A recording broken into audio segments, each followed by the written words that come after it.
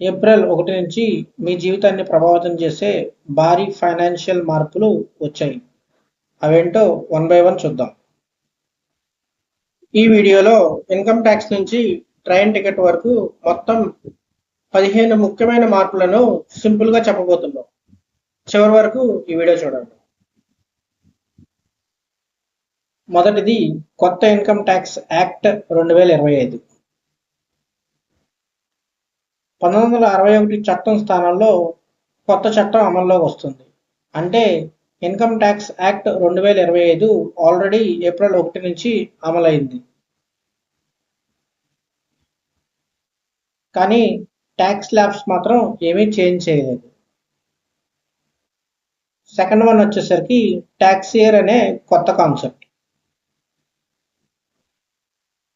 Financial year అంటే assessment year అనే గందరగోళం ఈ ఫైనాన్షియల్ ఇయర్ నుంచి ఉండదు. ఏప్రిల్ 1 నుంచి మార్చి 31 వరకు ఉన్న ఇయర్ని ట్యాక్స్ ఇయర్గా మాత్రమే తీసుకుంటారు. థర్డ్ వన్ వచ్చేసరికి హెచ్ఆర్ఏ బెనిఫిట్స్. ఈ హెచ్ఆర్ఏ బెనిఫిట్స్ అనేవి 4 నగరాల నుంచి 8 నగరాల వరకు పెంచారు.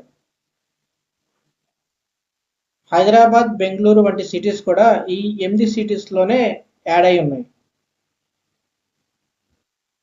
Fourth one HRA claims. మీరు హెచ్ఆర్ఏ క్లెయిమ్ చేయాలంటే రెంట్ అగ్రిమెంట్తో పాటు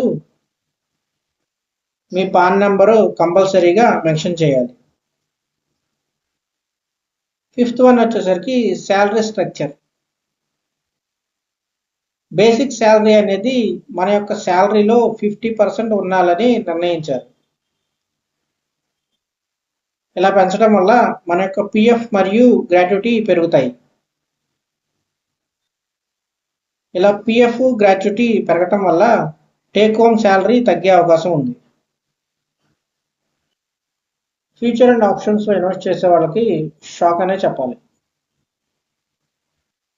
ఫ్యూచర్ అండ్ ఆప్షన్స్లో ఇన్వెస్ట్ చేసే వాళ్ళకి ఎస్టిటి ట్యాక్స్ పెంచారు, అంటే షెడ్యూల్డ్ ట్రాన్సాక్షన్ ట్యాక్స్ని పెంచారు.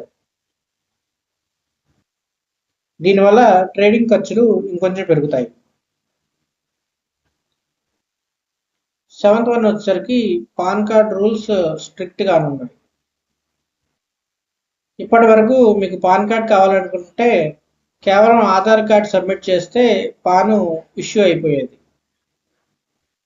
కానీ ఇప్పుడు ఆధార్ కార్డుతో పాటు ఏదన్నా additional document, for example passport, voter ID లాంటివి ఎడిషనల్గా ఇంకొక డాక్యుమెంట్ ఆధార్తో పాటు మనం ఇవ్వాల్సి వస్తుంది.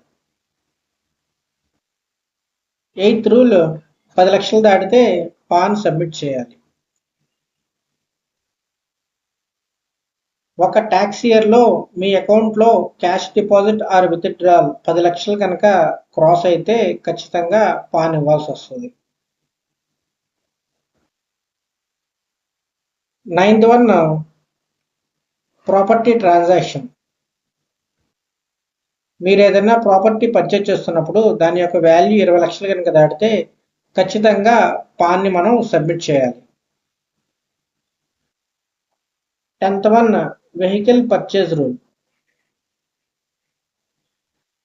మీరు ఏదైనా వెహికల్ కొంటున్నప్పుడు దాని యొక్క వాల్యూ 5 లక్షలు కనుక దాటితే ఖచ్చితంగా పాన్ సబ్మిట్ చేయాలి. ఒకవేళ మీరు బైక్ కొంటున్నప్పుడు దాని యొక్క వాల్యూ 5 లక్షలు దాటినా కూడా మీరు ఖచ్చితంగా పాన్ని సబ్మిట్ చేయాలి. నెక్స్ట్ వచ్చేసరికి హోటల్ పేమెంట్స్. మీ యొక్క హోటల్ పేమెంట్స్ 1,00,000 రూపాయలు కనుక దాటితే ఖచ్చితంగా పాన్ సబ్మిట్ చేయాలి. నెక్స్ట్ వన్ వచ్చేసరికి ఇన్సూరెన్స్ పాలసీ రూల్స్. మీరు ఏ పాలసీ తీసుకున్నా సరే ఖచ్చితంగా పాన్ నెంబర్ని సబ్మిట్ చేయాలి. Train ticket cancellation rules. మీ యొక్క ట్రైన్ స్టార్ట్ అవ్వడానికి 8 గంటల లోపు కనుక మీరు టికెట్ని క్యాన్సిల్ చేస్తే మీకు ఎటువంటి అమౌంట్ రాదు. 24 గంటల నుంచి 8 గంటల మధ్య కనుక మీ యొక్క టికెట్ క్యాన్సిల్ చేస్తే మీకు 50% రిఫండ్ ఇస్తారు. మీ ట్రైన్ స్టార్ట్ అవ్వడానికి 72 గంటల నుంచి 24 గంటల మధ్య కనుక మీ యొక్క టికెట్ క్యాన్సిల్ చేస్తే 25% అమౌంట్ని కట్ చేసుకుని మీకు 75% అమౌంట్ ఇస్తారు. Next ATM withdrawal rules. కొన్ని కార్డులపై లిమిట్ తగ్గించారు. ముఖ్యంగా పంజాబ్ నేషనల్ బ్యాంక్ కార్డులపై లిమిట్ చాలా వరకు తగ్గించారు.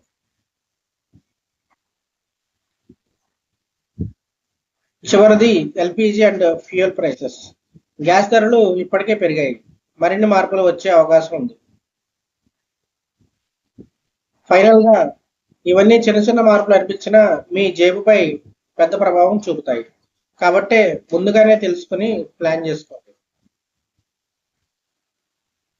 ఇలాంటి ఫైనాన్స్ అప్డేట్స్ కోసం మా ఛానల్ని సబ్స్క్రైబ్ చేయండి.